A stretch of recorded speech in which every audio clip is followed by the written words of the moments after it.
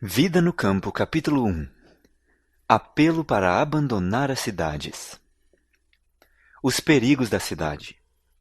Poucos reconhecem a importância de evitar quanto possível todas as associações contrárias à vida religiosa. Ao escolher seu ambiente, poucos tornam a prosperidade espiritual sua primeira preocupação. Os pais vão com a família às cidades porque imaginam ser mais fácil obter aí subsistência do que no campo. Os filhos, nada tendo que fazer quando não se acham na escola, recebem uma educação de rua, adquirem das más companhias hábitos de vício e desenfreamento. Os pais veem tudo isso, mas requer sacrifício corrigir-lhes os erros e ficam onde estão até que Satanás toma inteiro domínio de seus filhos. É melhor sacrificar toda e qualquer consideração mundana do que pôr em risco as preciosas almas confiadas ao vosso cuidado. Elas serão assediadas pelas tentações e devem ser ensinadas a enfrentá-las, mas é vosso dever cortar qualquer influência, romper com todo o hábito, quebrar todo o laço que impedir de, com a vossa família, vos entregardes a Deus de maneira mais franca, positiva e sincera. Em lugar da cidade apinhada, buscai algum ambiente afastado, onde vossos filhos possam estar tanto quanto possível ao abrigo das tentações, e ali preparai-os e educai-os de modo a se tornarem úteis. O profeta Ezequiel assim enumera as causas que levaram ao pecado e destruição de Sodoma: soberba, fartura de pão, e abundância de ociosidade teve ela e suas filhas, mas nunca esforçou a mão do pobre e do necessitado. Ezequiel 16:49. Todos os que querem escapar da condenação de Sodoma devem fugir do procedimento que trouxe o juízo de Deus sobre aquela ímpia cidade. Não é plano de Deus que moremos na cidade. Em todo o mundo, as cidades estão se tornando viveiros de vícios. Por toda parte se vê e ouve o que é mal, e encontram-se estimulantes à sensualidade e ao desregramento. Avoluma-se incessantemente a onda de corrupção e de crime. Cada dia oferece um registro de violência, roubos, assassínios, suicídios e crimes revoltantes. A vida nas cidades é falsa e artificial. A intensa paixão de ganhar dinheiro, o redemoinho da exaltação e da corrida aos prazeres, a sede de ostentação, de luxo e extravagância, tudo são forças que, no que respeita à maioria da humanidade, desviam o espírito do verdadeiro desígnio da vida. Abrem a porta para milhares de males. Essas coisas exercem sobre a juventude uma força quase irresistível. Uma das mais sutis e perigosas tentações que assaltam as crianças e os jovens nas cidades é o amor dos prazeres. Numerosos são os dias de feriados. Jogos e corridas de cavalos arrastam milhares, e a onda de agitação e prazer atrai-os para longe dos sóbrios deveres da vida. O dinheiro que deveria haver sido economizado para melhores fins é desperdiçado em divertimentos. Em razão de monopólios, sindicatos e greves, as condições da vida nas cidades estão se tornando cada vez mais difíceis. Sérias aflições encontram-se diante de nós, e sair das cidades tornar-se-á uma necessidade para muitas famílias. O ambiente material das cidades constitui muitas vezes um perigo para a saúde. Estar constantemente sujeito ao contato com doenças, a prevalência de ar poluído, água e alimentos impuros, as habitações apinhadas, obscuras e insalubres são alguns dos males a enfrentar. Não era desígnio de Deus que o povo se aglomerasse nas cidades, se apinhasse em cortiços. Ele pôs, no princípio, nossos primeiros pais entre os belos quadros e sons em que se deseja que nos alegremos ainda hoje. Quanto mais estivermos em harmonia com o plano original de Deus, mais favorável será a nossa posição para assegurar saúde ao corpo, espírito e alma. Um espírito negligente. Não pude dormir depois das 2 horas esta manhã. Durante o período noturno, estive em concílio. estive insistindo com algumas famílias para que se aproveitassem dos meios designados por Deus e saíssem das cidades para salvar seus filhos. Alguns eram negligentes, não fazendo decididos esforços. Os anjos da misericórdia apressaram Ló, sua esposa e suas filhas, tomando-os pela mão. Houvesse Ló se apressado como o Senhor desejava que fizesse, e sua esposa não se teria transformado numa estátua de sal. Ló tinha espírito demasiadamente vagaroso. Não nos assemelhemos a ele?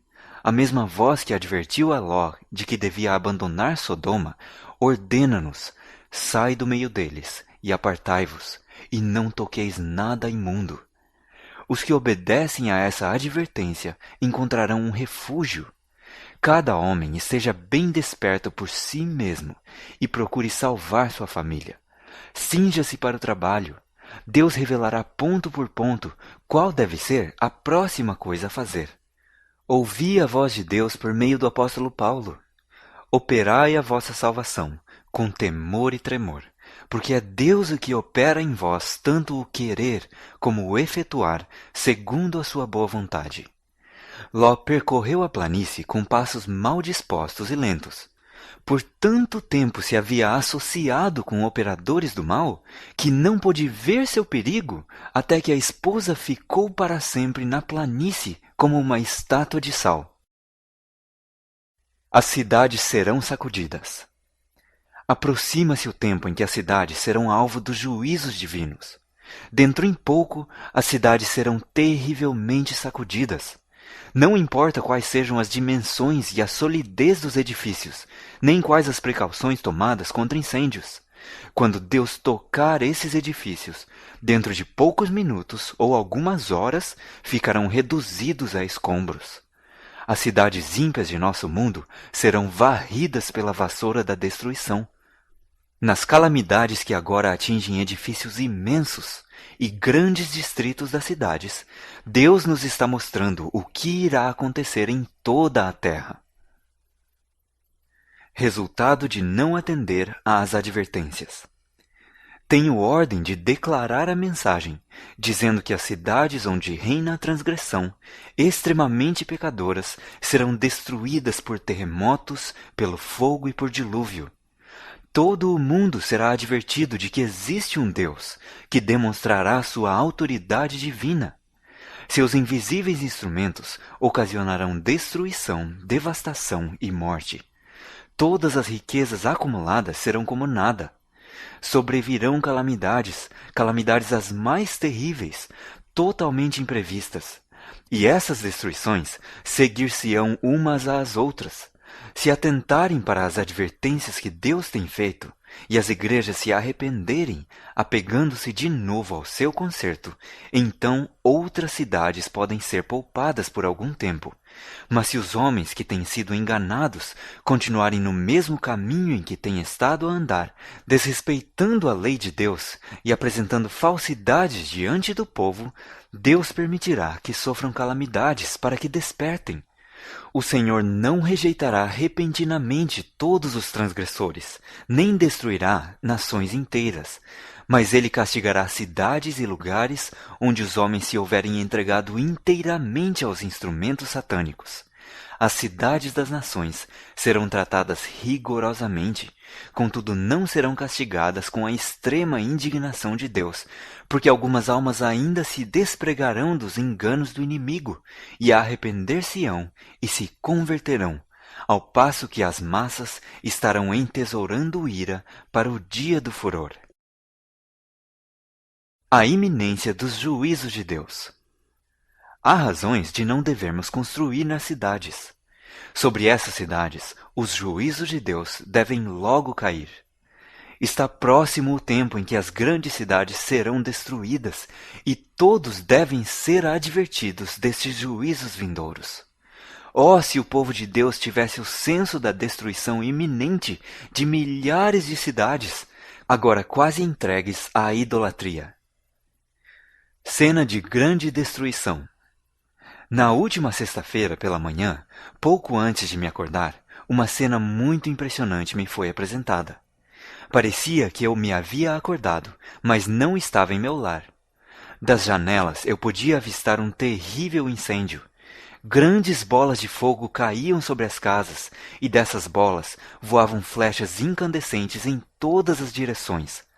Era impossível apagar os fogos que se acendiam, e muitos lugares estavam sendo destruídos. O terror do povo era indescritível. Os esforços de Deus para despertar o povo. Estando eu em Loma Linda, Califórnia, em 16 de abril de 1906, uma cena assombrosíssima me foi revelada. Numa visão noturna, estava eu numa elevação de onde via as casas sacudidas como o vento sacode o junco. Os edifícios grandes e pequenos eram derrubados. Os lugares de diversões, teatros, hotéis e mansões suntuosas eram sacudidos e arrastados. Muitas vidas eram destruídas e os lamentos dos feridos e aterrorizados enchiam o espaço. Os anjos destruidores, enviados por Deus, estavam atuando. A um simples toque, os edifícios tão solidamente construídos que os homens os consideravam à prova de qualquer perigo, ficavam reduzidos a um montão de escombros. Nenhuma segurança havia em parte alguma. Pessoalmente, eu não me sentia em perigo, mas não posso descrever as cenas terríveis que me foram apresentadas. Dir-se-ia que a paciência divina se tivesse esgotado e houvesse chegado o dia do juízo. O anjo que estava ao meu lado me disse então que poucas pessoas reconhecem a maldade imperante no mundo moderno, especialmente nas grandes cidades. Declarou que o Senhor determinou um dia em que a sua ira irá castigar os transgressores pelo persistente menosprezo de sua lei. Embora terrível, a cena que me foi revelada não me causou tanta impressão quanto as instruções que recebi nessa ocasião. O anjo que estava ao meu lado declarou que a suprema soberania de Deus e o caráter sagrado de sua lei devem ser manifestados aos que obstinadamente se recusam a obedecer ao Rei dos Reis. Os que preferem permanecer infiéis serão feridos pelos juízos misericordiosos, a fim de que, se possível for, cheguem a despertar e a perceber-se da pecaminosidade de seu procedimento. Perigos para os que permanecem desnecessariamente. De acordo com a luz que me foi dada, insisto com o povo para que saia dos grandes centros populosos. Nossas cidades estão se tornando cada vez mais ímpias e cada vez mais se torna evidente que os que desnecessariamente nelas permanecem fazem-no pondo em perigo a salvação de sua alma. O fim do capítulo 1 do Vida no Campo. Vida no Campo, capítulo 2. Evitando conflitos trabalhistas. Saída para a liberdade das zonas rurais. Bem depressa se aproxima o tempo em que o poder controlador dos sindicatos será muito opressivo. Repetidas vezes, o Senhor tem dado instruções de que o nosso povo deve tirar suas famílias das cidades para o campo, onde poderão cultivar seu próprio mantimento, pois no futuro o problema de comprar e vender será bem sério. Devemos começar agora a atender às instruções que frequentemente nos têm sido dadas. Sair das cidades para as zonas rurais, onde as casas não são aglomeradas e onde estareis livres da interferência dos inimigos. Evitar lutas partidárias. Os homens têm se aliado para se oporem ao Senhor dos Exércitos. Essas alianças continuarão até que Cristo deixe seu lugar de intercessão diante do trono da graça e ponha as vestes de vingança. Em cada cidade há agentes satânicos organizando ativamente em partidos os que se opõem à lei de Deus. Professos santos e descrentes confessos tomam posição ao lado desses partidos. Não é este o tempo de o povo de Deus mostrar-se medroso. Não nos podemos permitir estar fora da guarda um só momento. Dificuldades trabalhistas à frente. Os sindicatos serão um dos instrumentos que trarão sobre a terra um tempo de angústia tal como nunca houve desde o princípio do mundo. Conflitos entre os sindicatos patronais e os trabalhadores. A obra do povo de Deus é preparar-se para os acontecimentos futuros, que logo lhes sobrevirão com força assombrosa. Formar-se-ão no mundo gigantescos monopólios. Os homens se unirão em sindicatos que os envolverão nas malhas do inimigo. Alguns homens combinarão segurar todos os meios que se possam obter em certos ramos de negócio. Formar-se-ão sindicatos, e os que a eles se recusam unir serão homens marcados. Preparando-se para o acontecimento. Os sindicatos e confederações do mundo são uma armadilha. Conservai-vos fora e longe deles, irmãos. Nada tenhais a ver com eles. Por causa dessas uniões e confederações, logo será muito difícil nossas instituições levarem avante seu trabalho nas cidades. Minha advertência é: conservai-vos fora das cidades. Não edifiqueis casa de saúde nas cidades. Educai nosso povo a sair das cidades para o campo, onde possam obter um pequeno pedaço de terra e fazer um lar para si e para seus filhos. Nossos restaurantes devem estar nas cidades, pois de outra maneira os obreiros desses restaurantes não poderiam alcançar o povo e ensinar-lhes os princípios do viver sadio. E no presente temos de ocupar casas de culto nas cidades, mas dentro em breve haverá tal luta e confusão nas cidades que os que as quiserem abandonar não o poderão fazer. Devemos estar preparando-nos para esses acontecimentos. Essa é a luz que me é dada.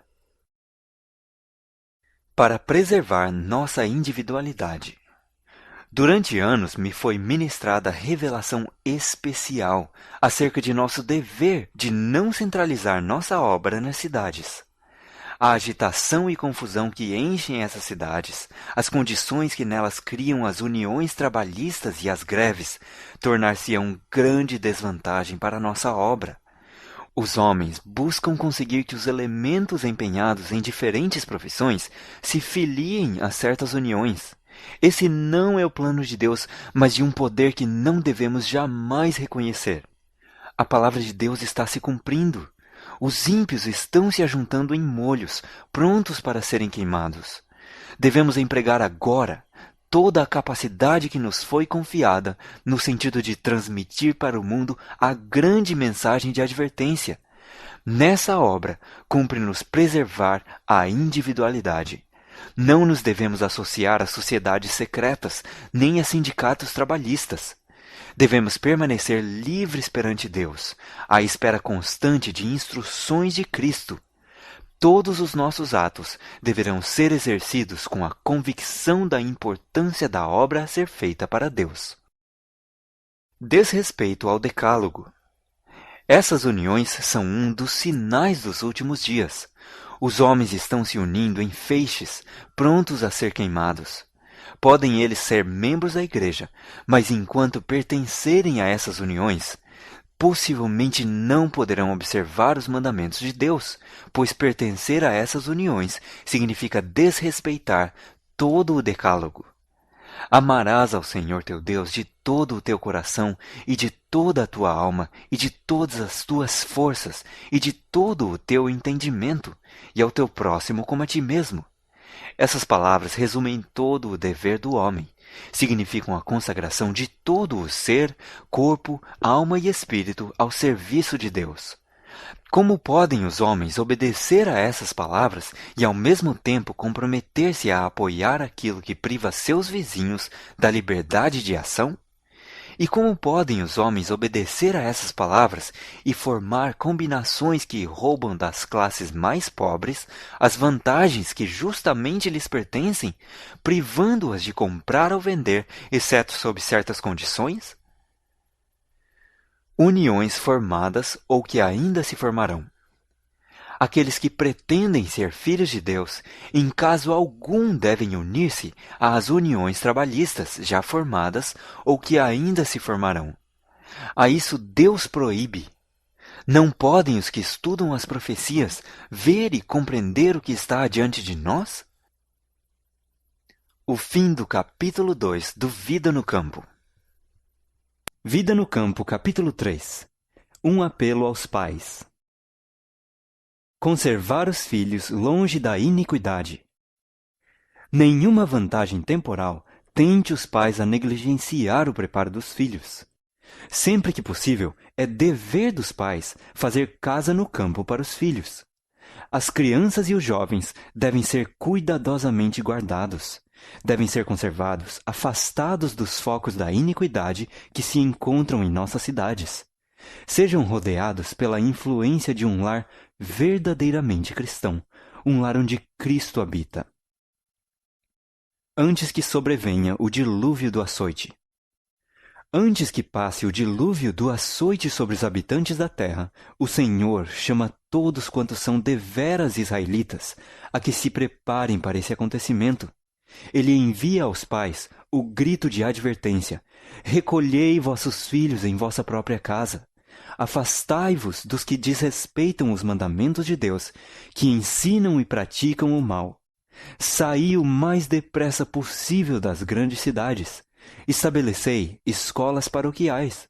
Dai a vossos filhos a palavra de Deus como fundamento de toda a sua educação. Pelo Senhor me é ordenado que advirta nosso povo de que não corra em massa para as cidades para arranjar um lar para suas famílias. Aos pais e às mães é-me ordenado dizer: não deixeis de transmitir aos vossos filhos vosso sistema de vida. A salvação dos filhos ou o conforto. Não mais sejam os filhos expostos às tentações das cidades maduras para a destruição.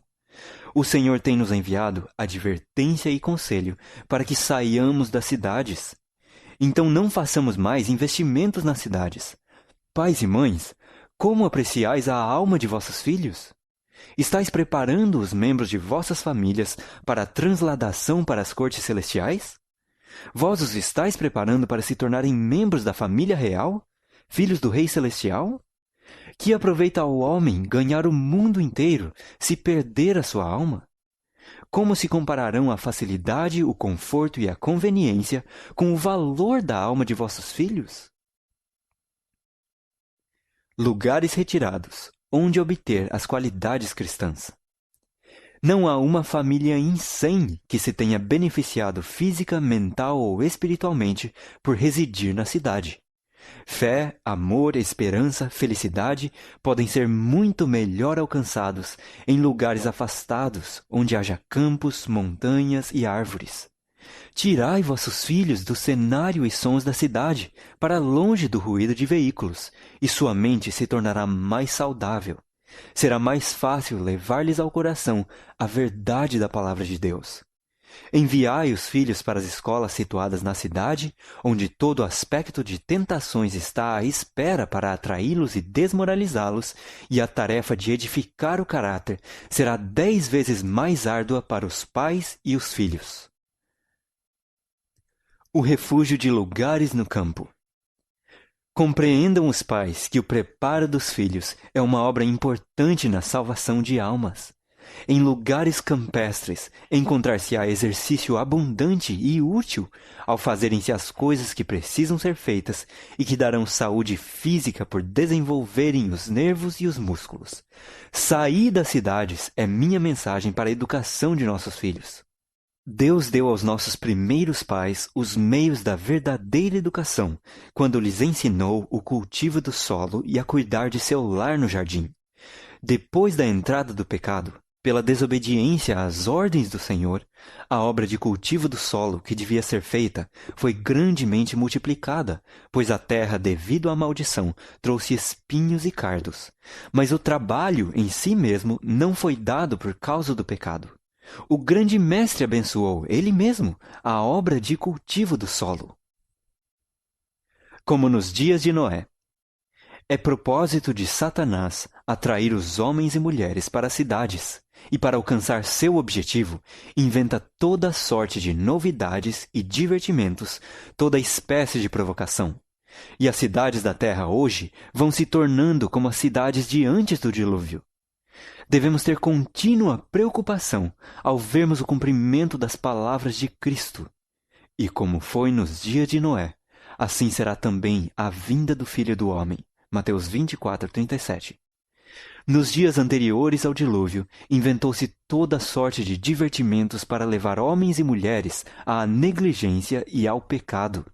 Hoje, Satanás está trabalhando com intensidade para que as mesmas condições más prevaleçam, e a terra está se tornando corrompida. Pouco será respeitada a liberdade religiosa por professos cristãos, pois muitos deles nenhuma compreensão têm das coisas espirituais. Não podemos deixar de ver que o fim do mundo está prestes a vir. Satanás está operando sobre a mente de homens e mulheres, e muitos parecem estar cheios do desejo de divertimento e agitação. Como nos dias de Noé, toda espécie de mal está se multiplicando. O divórcio e o casamento estão na ordem do dia.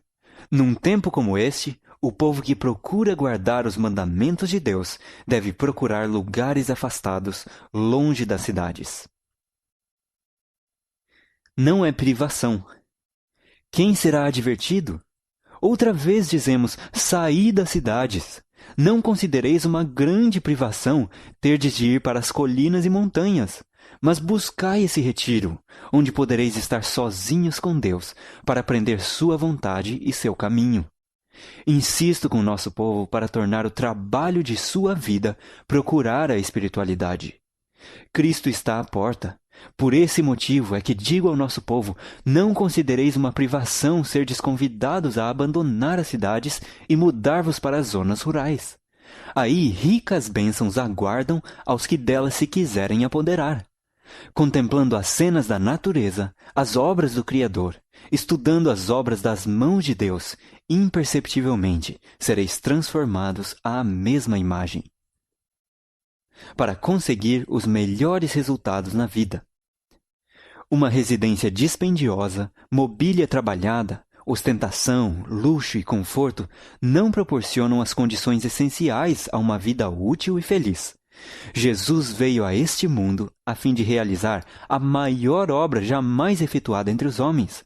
Veio como embaixador de Deus para nos mostrar a maneira de viver, de modo a conseguir na vida os melhores resultados. Quais foram as condições escolhidas pelo Pai Infinito para seu Filho? Uma habitação isolada nas colinas da Galileia, um lar mantido pelo trabalho honesto e respeitável, vida de simplicidade, luta diária com as dificuldades e provações, abnegação, economia e serviço paciente, feito com contentamento. A hora de estudo ao pé de sua mãe, com o rolo aberto das Escrituras, a serenidade da alvorada ou o crepúsculo no verdor do vale, o sagrado ministério da natureza, o estudo da criação e da providência, a comunhão da alma com Deus, tais foram as condições e oportunidades dos primeiros anos de vida de Jesus. A herança campestre de homens nobres. O mesmo acontece com a maioria dos melhores e mais nobres homens de todos os séculos. Lede a história de Abraão, Jacó, José, Moisés, Davi e Eliseu. Estudai a vida dos homens de épocas posteriores, que mais honrosamente ocuparam posições de confiança e responsabilidade, homens cuja influência foi mais eficaz no reerguimento do mundo. Quantos deles não foram criados num lar campestre? Pouco conheciam de luxo. Não gastaram o tempo da juventude em diversões. Muitos deles foram obrigados a lutar com a pobreza e privações. Aprenderam primeiramente a trabalhar, e sua vida ativa ao ar livre deu-lhes elasticidade e vigor a todas as faculdades. Forçados a contar unicamente com os próprios recursos, aprenderam a combater as dificuldades, a vencer os obstáculos e adquirirem ânimo e perseverança. Abrigados, por assim dizer, das más companhias, satisfaziam-se com os prazeres naturais, com uma camaradagem sã. Eram simples nos gostos e de hábitos moderados. Regiam-se por princípios e cresciam puros, robustos e leais. Ao terem que dedicar-se a um meio de vida, levavam para esse trabalho vigor físico e mental, boa disposição de espírito, capacidade de conceber e executar planos e firmeza para resistir ao mal, o que os tornava no mundo uma força positiva para o bem. Melhor do que a riqueza. A melhor de todas as heranças que podeis legar a vossos filhos é o dom de um corpo sadio, mente sã e caráter nobre. Os que compreendem o que constitui o verdadeiro êxito da vida serão sábios em boa hora. Ao escolherem um lar, terão em vista os bens mais preciosos da vida. Em vez de morar onde só se podem ver as obras dos homens, onde o que se vê e ouve frequentemente sugere pensamentos maus, onde a balbúrdia e a confusão produzem fadiga e desassossego, ide para um lugar onde possais contemplar as obras de Deus. Buscai tranquilidade de espírito na beleza, quietude e paz da natureza. Descanse o olhar nos campos verdejantes, nos bosques e colinas. Erguei os olhos ao céu azul, não obscurecido pelo pó e fumaça das cidades, e aspirai o ar celeste e revigorador. Ide para um lugar onde, separados das diversões e extravagâncias da vida da cidade, possais ser companheiros para vossos filhos, ensinando-os a conhecer a Deus mediante suas obras e preparando-os para uma vida íntegra e útil. Benefícios da vida ativa ao ar livre. Seria bom para vós pordes de lado os cuidados que vos deixam perplexos e procurardes um retiro no campo, onde não há uma influência tão forte para corromper a moral dos jovens. Verdade é que nunca estaríeis inteiramente livre dos aborrecimentos e embaraçadores cuidados do campo, mas ali evitaríeis muitos males e fecharíeis a porta a um dilúvio de tentações que ameaçam dominar a mente de vossos filhos. Eles precisam de ocupação e variação. A monotonia do seu lar torna-os desassossegados e impertinentes, e têm contraído o hábito de se misturarem com os meninos viciados da cidade, obtendo assim uma educação de rua. Morar no campo ser-lhes-ia muito benéfico. A vida ativa ao ar livre desenvolveria tanto a saúde da mente como a do corpo. Eles deveriam ter um jardim para cultivar, onde pudessem encontrar entretenimento e ocupação útil. O arranjo de plantas e flores contribui para o desenvolvimento do gosto e do juízo, ao mesmo tempo que a familiarização com as úteis e belas criações divinas exerce sobre a mente uma influência aperfeiçoadora e enobrecedora, dirigindo-a para o Autor e Senhor de tudo. Não esperar milagres para desfazer os erros. Olho para estas flores e cada vez que as vejo penso no Éden. São uma expressão do amor de Deus por nós. Assim nos dá Ele, neste mundo, uma pequena prova do Éden. Quer que nos deleitemos nas belas coisas de sua criação e que nelas vejamos uma expressão do que Ele deseja fazer em nosso favor. Ele quer que vivamos num lugar em que possamos ter bastante espaço. Seu povo não se deve apinhar nas cidades. Quer que eles tirem sua família das cidades, para que melhor se possam preparar para a vida eterna. Dentro em breve terão de abandonar as cidades. Essas cidades estão repletas de toda espécie de iniquidade, com conflitos e assassínios e suicídios. Satanás está nelas, controlando os homens em sua obra de destruição. Sob sua influência, matam pelo gosto de matar, e isso farão cada vez mais. Se nós mesmos nos colocamos sob influências objetáveis, poderemos esperar que Deus opere um milagre para desfazer os resultados de nossa atitude errada? De maneira nenhuma. Saí das cidades o mais depressa possível e comprai um pequeno espaço de terra, onde possais ter um jardim, em que vossos filhos possam ver as flores crescerem e delas aprenderem lições de simplicidade e pureza. O fim do capítulo 3 do Vida no Campo. Vida no Campo, capítulo 4. Ocupações em zonas rurais. Terra para suprir nossas necessidades. Caso a terra seja cultivada, há de, com a bênção de Deus, suprir nossas necessidades. Não nos devemos desanimar por causa de coisas temporais, por causa de aparentes fracassos, nem ficar desalentados pela demora. Cumpre-nos lavrar animosamente o solo, com esperança e gratidão, crendo que a terra contém em seu seio fartos depósitos para o trabalhador fiel iniciar, depósitos mais preciosos do que a prata e o ouro. A escassez que lhe é atribuída é um falso testemunho. Com o cultivo apropriado, inteligente, a terra dará seus tesouros para o benefício do homem. As montanhas e os montes estão mudando. A terra está envelhecendo como um vestido, mas a bênção de Deus, que estende uma mesa para seu povo no deserto, nunca faltará. Acham-se diante de nós tempos sérios, e grande é a necessidade de famílias saírem das cidades para o campo, a fim de que a verdade seja levada pelos valados, assim como pelos caminhos principais da terra. Muito depende de fazermos nossos planos segundo a palavra do Senhor, levando-os a efeito com perseverante energia. Depende mais de consagrada atividade e perseverança do que de inteligência e do saber adquirido nos livros.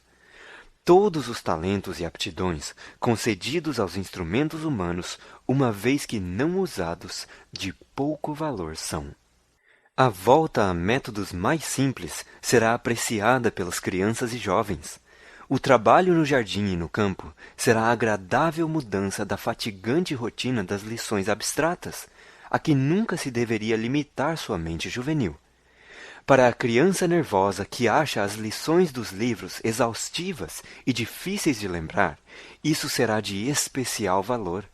A saúde e satisfação para ela no estudo da natureza e as impressões causadas não se lhe apagarão da memória, pois se acharão associadas a objetos que estão continuamente diante de seus olhos.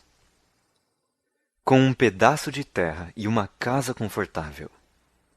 Deve-se fazer com que a terra dê suas forças, mas sem a bênção de Deus, nada poderia ela fazer. No princípio, Deus olhou para tudo quanto ele tinha feito e declarou que era muito bom.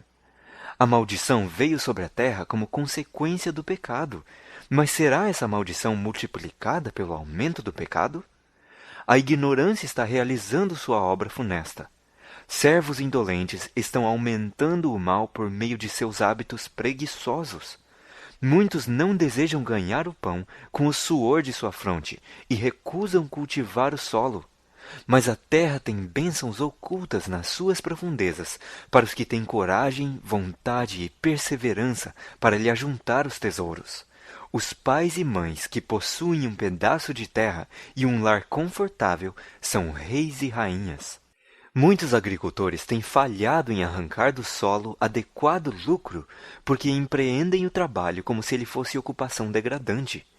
Não veem que há nele uma bênção para si e suas famílias. Tudo o que podem discernir é o estigma de servidão. Seus pomares são negligenciados, as colheitas não são guardadas no tempo certo e é feito apenas um trabalho superficial no cultivo do solo. Sugerem-se frutas, verduras e aves domésticas. Nesta vizinhança há um grande pedaço de terra desocupado. Alguns dentre nosso povo que estão vivendo na atmosfera envenenada das cidades poderiam com proveito adquirir uns poucos acres dessa terra. Poderiam manter-se plantando frutas e verduras e criando aves domésticas. Alegremente o sanatório compraria deles ovos e verduras.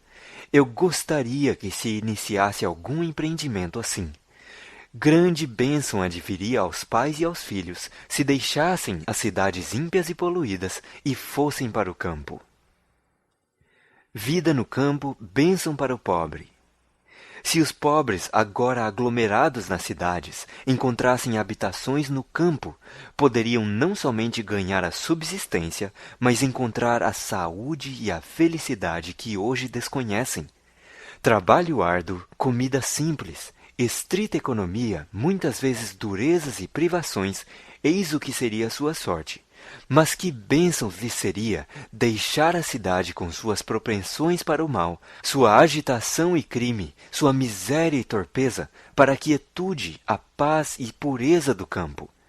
Para muitos dos que residem nas cidades, sem ter um cantinho de relva verde em que pisar, que olham ano após ano para os pátios imundos, becos estreitos, paredes e pavimentos de tijolo e céus nublados de poeira e fumo, pudessem eles ser levados a algum distrito agrícola, circundado de verdes campinas, matas, colinas e riachos, os límpidos céus e o ar fresco e puro dos campos, isso lhes pareceria quase um paraíso.